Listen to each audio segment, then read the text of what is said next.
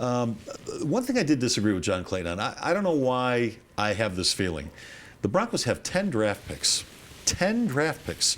They don't have room on their roster for 10 players. That's why I believe John Clayton thinks they're going to stay at number 28 and make the pick there.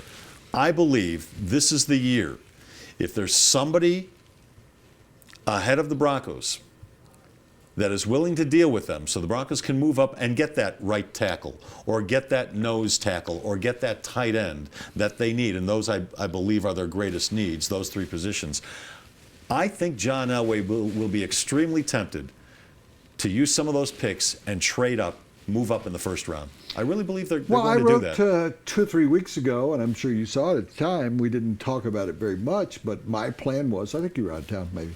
My plan was, my suggestion is, I have no plan. I'm not in charge. And if you do, it changes by the hour. And I have a plan B. Yeah. But the column I wrote recently was trade 1, 2, and 3. Their first, second, and third rounders. Yeah. And you're going to ask, I'm going to explain, and I know Les understands this, but a lot of people may not understand it, but go up to the 16th spot, and you go, why the 16th spot? I don't even remember who was there. But go to the 16th spot and pick the second best offensive lineman, who I think is Eric Flowers. You could also make sure you get one of the top 3, 4, because Kansas City and Cleveland and San Diego are all going to draft offensive linemen, we presume. And they, presumably, I should say, and they're going to get the cream, and the Broncos would be left with the 4th or 5th offensive lineman if you wanted to go that direction. And you go, well, why would you have to give up the 1st, 2nd, and 3rd? Well, there's a value on drafting, and it's set up, and the teams go by it. Each pick is assigned a value or a number of points. Yeah, a number of points. And so in order to move up to the position I'm talking about, 15th or 16th, you would have to give up a first rounder late in the round. You'd have to give a second rounder up, and then a third rounder. And you go, man, that's a lot. Well, no, you're changing number 1 draft choices. Yes, you're giving up a second-round draft choice in order to move up 13 spots. But the third rounder, you already have another one from the Chicago Bears. Right. So you still would have a third rounder. You would still have all those 4th and 5th and 6th and 7th.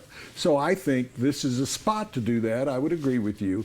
But if they're going to stay where they are, I really believe it's got to be, I hate saying this worse than anything, it is the best guy available. And why I say that, Les, is there's a safety for Alabama that's the best in the league that may fall that far, Landon Ellis or whatever his name is.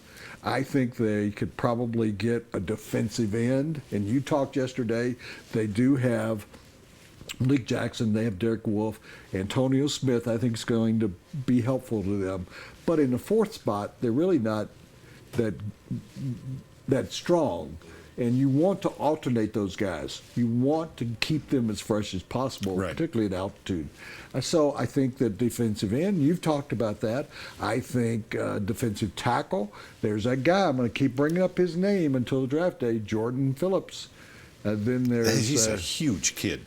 He's like 6'7", 320. He's a gap guy. He's a mobile guy. He can move. I think that you're going to keep hearing all these other names, but Jordan Phillips is a guy. But I also think cornerback, safety, linebacker, they could use. I want to see somebody that could be an inside linebacker that could move in there so that you use Danny Trevathan outside. The guy I think that's lost in all this, remember their Quintaris Smith? Yeah. From a couple of years ago, he's sort of a wild card. We don't know whether he was supposed to be the next great pass didn't make rusher. much of an impact last year. Didn't show much. Yeah. All right, that segment sponsored by John Elway Cadillac in Park Meadows, #1 Cadillac dealer.